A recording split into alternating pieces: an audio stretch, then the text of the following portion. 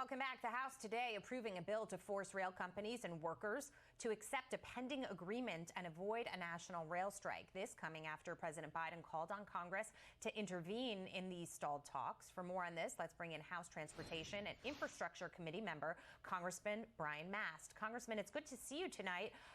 And certainly we were worried about this as a country because we've got enough on our plates to deal with.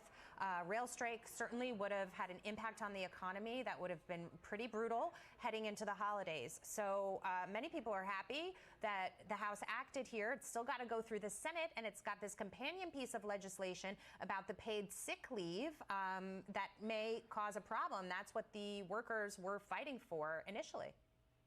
Yeah, I think you can look at this situation and say, yes, glad potentially that crisis can be averted. This has not passed the Senate yet.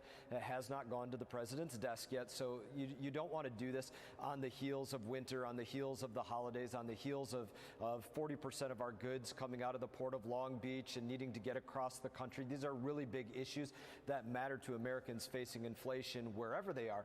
But there was a very, very dangerous precedent that changed, that was set starting in Congress today. Previously, when there was a rail strike with the labor unions, the precedent for Congress was, okay, we're going to force them back to the table, and they need to work it out between the executives and the union bosses at the table. What was done today was totally different in saying, you need to take this deal. Congress is going to force you into these hours, this with health care, this with wages, this with back pay, you name it. Totally different precedent, and it's very dangerous for the future. I'll give you one other quick point on that. You think about right now on the West Coast with the labor unions for the longshoremen. They're negotiating their wages right now as we speak. And if anybody thinks they're going to look for anything less than what the rails just took, then they're crazy. That's a great point. Thank you for bringing that up. Having said that, we've got some sound from our commander-in-chief talking about this issue. We'll listen and react on the other side. 10 years ago, how many knew what the hell a supply chain was? No, I'm serious.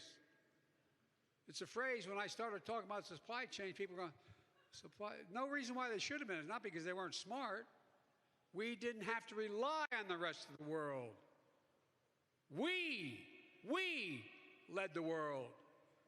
And because of the IBW and I got elected, we're going to lead it again. What planet does he live on, Congressman? Yeah, so one, planet Arrogance, I guess would I say, the planet that he's living on, to say that he educated people on the term supply chain. Nobody knew what that was prior to his being in office for 30 or 40 years and letting people know what supply chains were. I guess nobody in business could figure that out or anywhere else. But beyond his arrogance in the way that he's speaking, you look at that and you say there are ways that we want to diversify our supply chain with semiconductors, with our medical supplies, with a host of different issues, trying to create a tax situation that makes sense to have business back in America. And these are things that the president has directly pushed back against, and that's what's so unfortunate about his statements there. We can do things, and he's not. Final question. I just need to switch gears for a moment while I have you here because we have to talk about the president allowing Chevron to produce oil in Venezuela. And it's our understanding that Chevron will ship the first Venezuelan oil here to the United States by year end. This is a huge slap in the face to people who work in the energy industry in this country.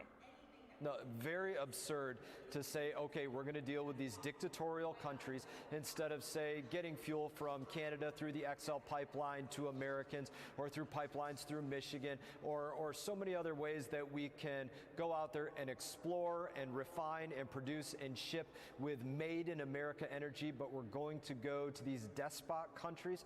Does not make any sense for Americans whatsoever. Puts us in actually a far weaker position than what we even are right now. Congressman Brian Mast, thank you so much for spending some time with us tonight, sir. Good to see you. All the best.